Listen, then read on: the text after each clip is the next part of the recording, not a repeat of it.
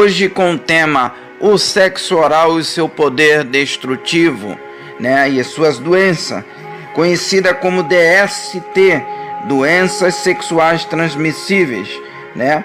As DST mais comuns da boca são a herpes, a clamídia, a gonorreia, a sífilis, né? E tenha em mente que também é possível contrair doenças como a hepatite A, B e C, assim como outras infecções gastrointestinais, né? As doenças DST são contraídas de diversas formas de relação sexual. O sexo oral, de acordo com o AVRT, é comum nos adultos sexualmente ativos de todas as idades, e isso pode resultar em uma doença que toma conta dos tecidos ao redor da área de contato, e algumas infecções são mais propensas a afetar a boca do que outras.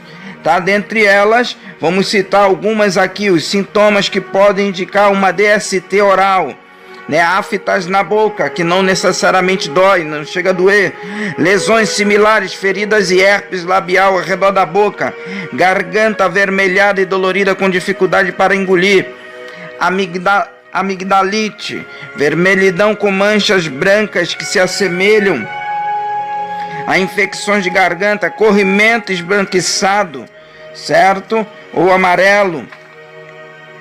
Comumente, alguns mitos se misturam às informações sobre prevenção e tratamento do contágio sobre a DST. É um erro muito recorrente, meus amados. Pessoas que desacreditam totalmente que o sexo oral não possa transmitir doença. Ele transmite doença, e eu estou provando aqui, vou provar tudo isso aqui com base médica, tá? E científica. Embora seja raro, alguns cuidados devem ser tomados em algumas coisas, né? Mesmo com proteção, vocês vão ver que mesmo a pessoa que usa camisinha na língua, a boca, ela só protege a língua, mas os lábios estão descobertos, por causa que temos a mucosa, a boca é uma mucosa, e qualquer fluido de genitália, ele vai direto para a corrente sanguínea, porque a boca é uma mucosa, né? Os estudos da Organização Mundial de Saúde alertam sobre essas doenças, tá? Que quase ninguém divulgam, né? Os fluidos genitais, eles se alojam, né? Alojam bactérias na garganta, né? Então o que acontece?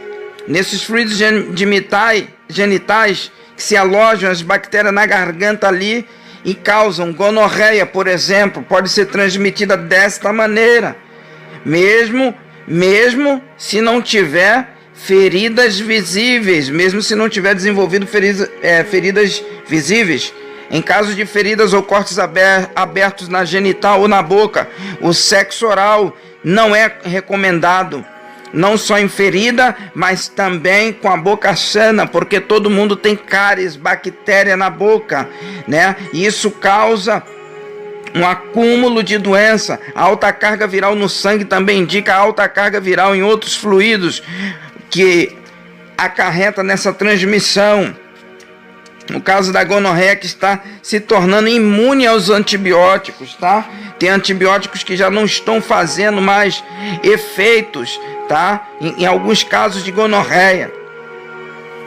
Então o que acontece? De acordo com alguns especialistas, 10 de cada mulheres que são atendidas no consultório confessam que não usam camisinha para fazer sexo oral. Por isso, as prostitutas usam camisinha para fazer sexo oral. Mesmo assim, como eu falei anteriormente, elas não estão isentas, porque a sua boca fica desprotegida, né? Fica desprotegida, alguma hora acaba tendo um certo risco. É um dado preocupante, né, devido aos riscos, sem proteção, doenças como a herpes, sífilis, gonorreia, como eu já falei anteriormente, né, machucados, e até mesmo o vírus HIV, né, pode ser transmitido pelo sexo oral, porque quase todas as pessoas elas têm uma infecção no dente, uma ferida na gengiva, né? Então o que acontece? Os ginecologistas são taxativos ao dizer que a proteção da vagina para a prática do sexo oral é totalmente deficiente, certo? Os riscos que envolvem o sêmen na genitália, o contato, né? O contato do sêmen com a boca transmite doenças como gonorreia, tá? E se existir uma lesão na boca, a contaminação das DST é pior ainda. O contágio ocorre mesmo porque pode ocorrer quando o esperma não é engolido, afirma a ginecologista Rosa Maria. A higiene do dia a dia, né, a falta de higienização nas partes íntimas, sugere um risco de contaminação ainda maior, né? Quando o parceiro não apresenta nenhuma contaminação de doença como herpes ou sífilis, mas não prioriza a higienização, as doenças também podem aparecer, como infecções por fungos, bactérias que causam corrimentos e coceiras, são as principais preocupações, né? Diz o especialista Linderman Alves Vieira, certo? Sem falar isso dos corrimentos, mau odor, né? Então, meus amados, o prazer, as pessoas querem prazer, mas não pensam nos prejuízos. Até aquelas pessoas que usam alimentos como leite condensado, chantilly, certo? Gastronômicos, podem causar irritações e alergia nos órgãos genitais, mas as pessoas não querem saber, elas querem, muitas delas, obedecer ao seu prazer, né? Então, como é dito aqui por alguns profissionais, a camisinha de língua, mas o aparato não tem proteção de proteger, e sim de funcionar como um estímulo na hora do sexo oral, certo? O produto protege apenas a região da língua, deixando o resto da boca totalmente vulnerável, conforme eu tenho falado aqui anteriormente. Então o sexo oral e para um cristão é totalmente fora de nexo, né? Só que tem muitos liberando, ouvindo pastores da mídia que não tem compromisso, né, com essa parte séria da palavra. Diz que não tem base bíblica. Tem base bíblica, eu vou mostrar daqui a pouco, mas vou falar mais sobre o sexo oral.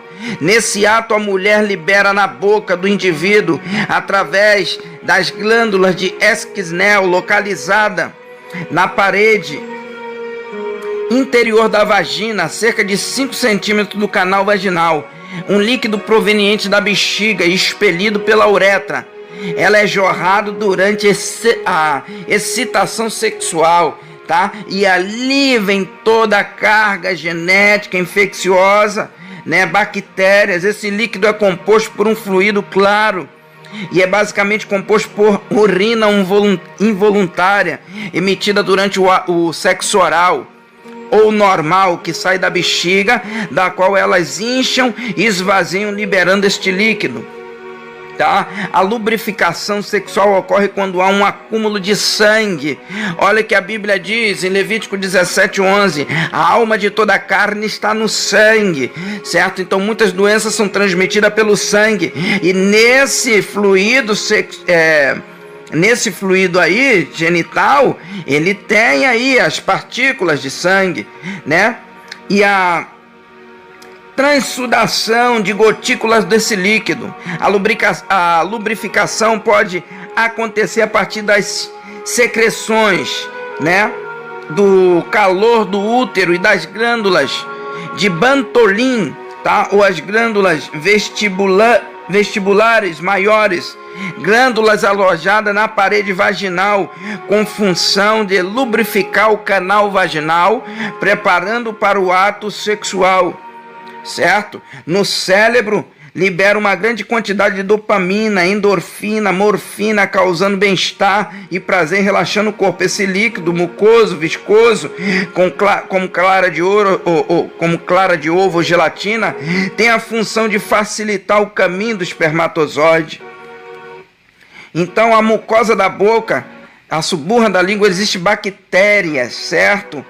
Que causam doenças como gastrite, pneumonia, endocardite bacteriana, bolhas na boca, ferida, tá?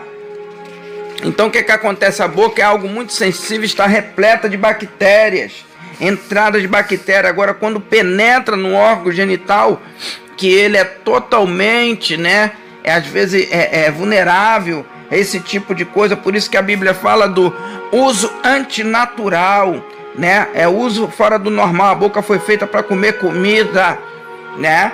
A vagina foi feita para excretar urina, menstruação, o ânus para sair fezes, certo? Mesma coisa, a genitália do homem. Então, um acúmulo de biofilmes também na boca, que é uma comunidade de bactérias que causam sérios danos à saúde, aftas, lesões na boca. A boca é uma verdadeira colônia de bactérias que se fixam na superfície dos dentes, certo? Então, vamos agora para a Bíblia. Então, a quantidade de doença que a pessoa pega praticando este sexo. Então, mas o que a Bíblia diz, meus amados? A Bíblia diz assim, ó. Essa citação aqui, o que é então, o que a Bíblia quer dizer como relação sexuais ilícita, que significa no grego porneia, tá? Adultério, fornicação, homossexualidade, lesbianismo, relações sexuais com animais, incesto, tudo isso é porneias, relações sexuais ilícitas. Por isso que todo filme pornô, está escrito pornô, né? É uma relação sexual ilícita, por isso que não passa, né, em horários normais, correto? Então o que a Bíblia diz em 1 Coríntios capítulo 6, versículo 9 ao 10? Diz assim a palavra de Deus: ou não sabeis que os injustos não herdarão o reino de Deus? Não vos enganeis, nem os impuros, no grego os pornôs, nem os idólatras, nem os adúlteros, os moixos, nem os efeminados, os malacos, no grego, nem os sodomita, no grego, asenocoites, nem ladrões, nem avarentos, nem bêbados, nem maldizentes herdarão o reino de Deus.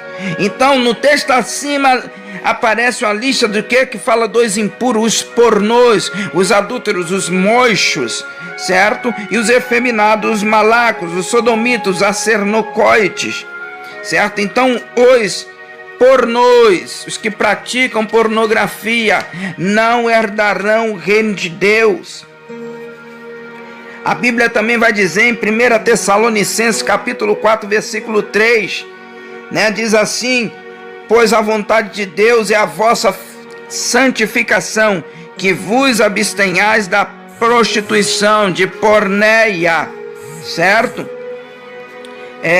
A Bíblia então ela é bem enfática em dizer: qualquer pecado que o homem comete fora do corpo, é cometido fora do corpo, melhor dizendo, mas a porneia é contra o corpo. Por isso, afirmamos que porneia não se refere apenas algo superficial, é quase toda a prática de sexual ilícita, porque peca contra o próprio corpo, certo? A Bíblia também vai dizer em 1 Coríntios 6, versículo 18 ao 20, fugir da impureza sexual, de porneia, e como eu falei ali, Hebreus 13, 14, né? Que os devassos, adúlteros, não, Deus os julgará. O matrimônio tem que ser sem mácula, certo? E se você está duvidando do que está sendo ensinado aqui, faz uma prova com Deus, entra no jejum e na oração e você vai ver se o que eu estou falando aqui, ensinando, está tanto na palavra como na própria medicina. Então Deus abençoe e divulgue esse vídeo, deixe seu like em nome de Jesus.